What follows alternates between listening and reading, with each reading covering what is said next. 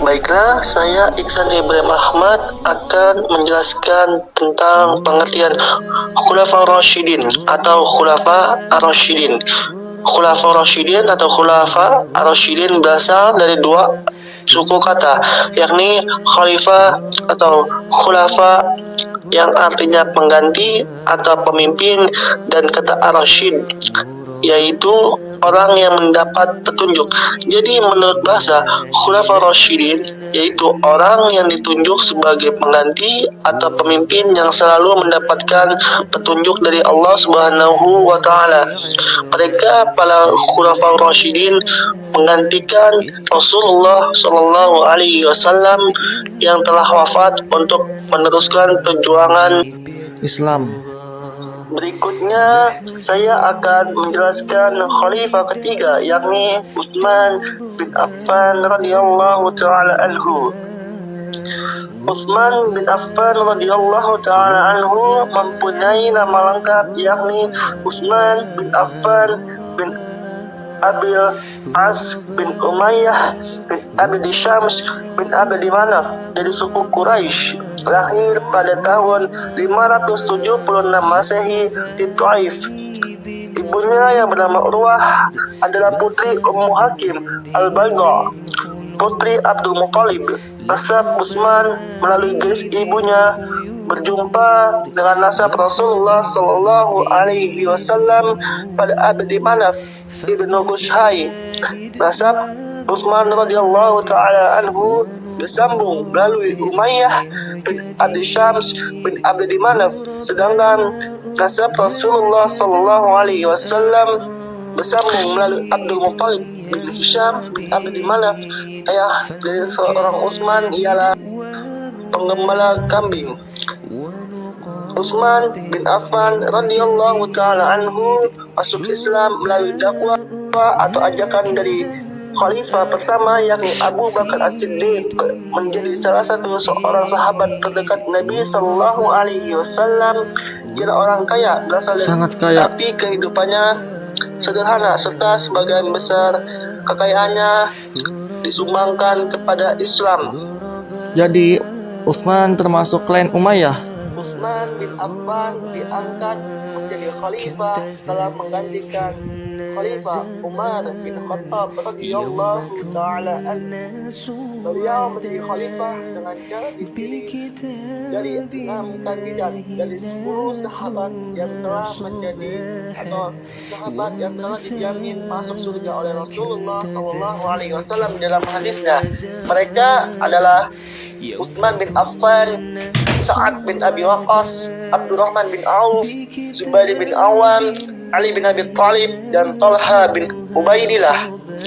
Setelah mereka selesai menguburkan Umar bin Khattab radhiyallahu taala anhu, berkumpullah mereka berenam hingga akhirnya hanya 3 tersisa calon, yakni Utsman bin Affan, Ali bin Abi Thalib, dan Abdurrahman bin Auf.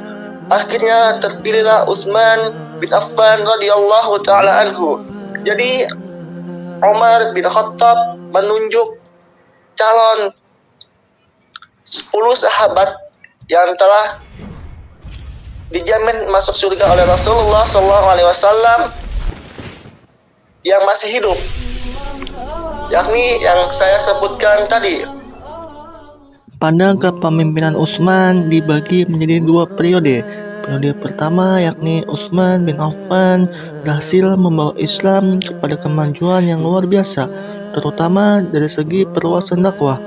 Pada masa periode ini, pertama, segalanya berjalan lancar dan stabil, serta wilayah kekuasaan Islam mencapai Irak, Suriah, Basrah, dan sebagainya.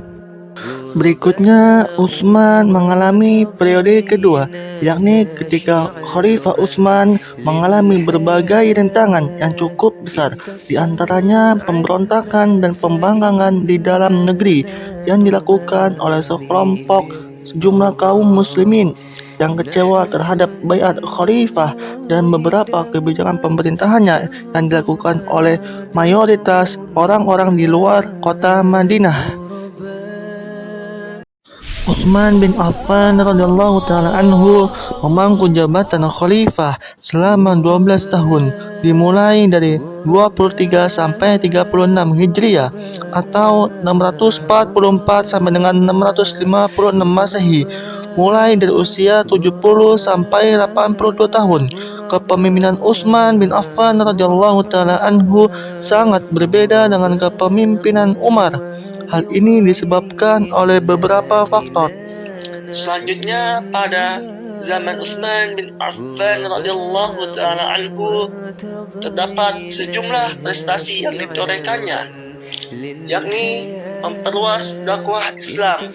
Pada zaman Utsman bin Affan radhiyallahu taala anhu, wilayah Islam semakin luas dibandingkan 4 Khalifah Rasyidin. Wilayah pada zaman Utsman yang paling besar, yakni hingga ke Mesir, ke Irak, dan sebagainya. Lalu prestasi berikutnya yakni mengganti gubernur wilayah Islam yang ingin memisahkan diri setelah wafatnya Khalifah Umar. Setelah wafatnya Umar, terdapat sejumlah pemimpin yang ingin memisahkan diri atau tidak gabung lagi kepada Islam. Lalu gubernur-gubernur ini dicopot oleh Utsman radhiyallahu taala anhu agar stabilitas politiknya cukup stabil.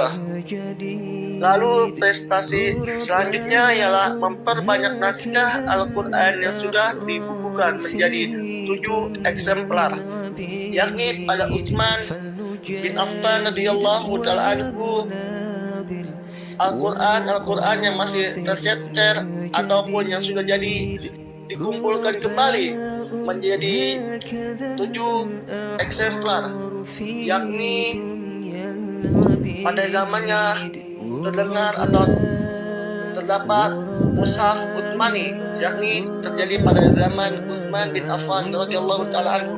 Menurut Syekh Muhammad Shaleh Al-Utsaimin mengatakan mushaf Utsmani ialah mushaf dari ayat-ayat Allah Subhanahu wa taala yang dikumpulkan kaum muslimin pada zaman Khalifah Utsman bin Affan radhiyallahu taala anhu. Mushaf tersebut dibukukan pada tahun 25 Hijriah atau 646 Masehi.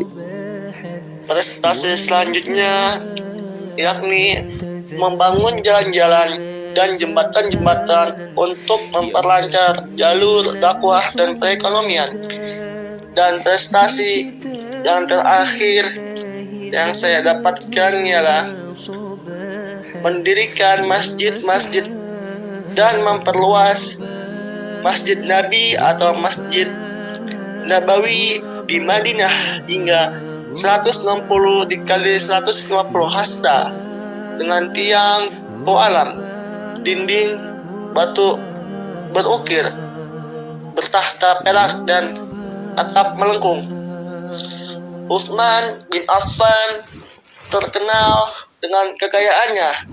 Dengan kekayaannya tersebut, Utsman bin Affan rela menggelontorkan uang dengan sangat banyak untuk kemajuan Islam, yakni salah satunya dengan memperluas Masjid Nabi atau Masjid Nabawi yang berada di Madinah, Saudi Arabia. Berikutnya adalah keteladanan karakter Utsman bin Affan radhiyallahu taala anhu. Yang pertama yakni sikap dermawan Utsman bin Affan radhiyallahu anhu. Utsman bin Affan termasuk sahabat yang sangat kaya. Walaupun dengan kekayaannya tersebut, Utsman bin Affan terkenal sebagai beliau banyak menyumbang hartanya untuk kemajuan Islam. Misalnya untuk membangun masjid-masjid dan menyedekahi kaum-kaum yang membutuhkannya. Pada era Utsman bin Affan radhiyallahu taala anhu, beliau diserang fitnah fitnah atau syubhat-syubhat yang dilontarkan oleh para perusuh. Misalnya yang dilontarkan oleh Abdullah bin Saba, salah seorang yang mendirikan sekte Syiah. Di antara syubhat-syubhat yang dilontarkan oleh lawan politiknya, yakni Utsman bin Affan tidak mengikuti perang Badar. Ini adalah aib bagi Utsman, maka tidak pantas menjadi khalifah. Padahal sesungguhnya Nabi Shallallahu Alaihi Wasallam menginstruksikan Utsman untuk bertahan di rumah untuk merawat istrinya yang bernama Ruqayyah yang sedang sakit. Selanjutnya, fitnah atau tuduhan atau syubhat kepada Utsman bin Affan radhiyallahu taala anhu ialah mereka menuduh Utsman tidak berlaku adil dalam pengangkatan para pejabatnya atau bersikap nepotisme karena ia mengutamakan keluarganya dan mencopot jabatan sebagian sahabat kibar atau senior serta menggantinya dengan orang-orang yang lebih muda umurnya. Jawaban atas tuduhan tersebut ialah adapun pergantian jabatan dari sahabat senior kepada para pemuda, maka sesungguhnya bagi beliau terdapat panutan yang baik sebelumnya. Bukankah Rasulullah Shallallahu Alaihi Wasallam juga pernah menyiapkan pasukan besar untuk memerangi Romawi, lalu beliau menunjuk panglimanya adalah Usamah bin Zaid yang tatkala itu masih muda, sedang di belakangnya terdapat para sahabat senior, misalnya Abu Bakar dan Umar. Dan sebelum pasukan besar tersebut diberangkatkan, Rasulullah SAW terlebih dahulu meninggal. Apa reaksi manusia tatkala itu? Mereka datang kepada Umar untuk membujuk Abu Bakar agar ia mencopot jabatan Usamah bin Zaid sebagai panglima. Maka sahabat Abu Bakar marah besar dan mengatakan kepada Umar, "Wahai Umar, ia adalah orang yang telah diangkat langsung oleh Rasulullah SAW. Lalu engkau memintaku untuk mencopotnya? Ini tidak masuk akal." Jadi tuduhan tersebut sudah dipatahkan atau sudah terpatahkan oleh penunjukan Usamah bin Zaid sebagai panglima. Fitnah selanjutnya ialah Utsman bin Affan tidak mengqashar sholat tatkala di Mina. Adapun jawaban atau bantahan dari fitnah tersebut ialah tatkala di Mina beliau sholat sempurna dan tidak mengqashar, maka beliau mematahkan syubhat itu sendiri. Beliau mengatakan, "Ketahuilah yang demikian adalah karena aku mendatangi suatu negeri yang di dalamnya terdapat keluargaku, sehingga aku menyempurnakannya karena dua alasan tadi, bermukim dan menjenguk keluarga." Dan Al-Hafiz telah menukil dari Al-Imam Az-Zuhri, beliau mengatakan Utsman sholat sempurna di Mina 4 rakaat karena orang Badui atau Arab penggunungan di tahun itu sangatlah banyak, maka Utsman hendak mengajari mereka bahwa sholat zuhur dan asar adalah 4 rakaat. Sekian sejumlah fitnah-fitnah yang ditunjukkan kepada Utsman bin Affan radhiyallahu taala anhu.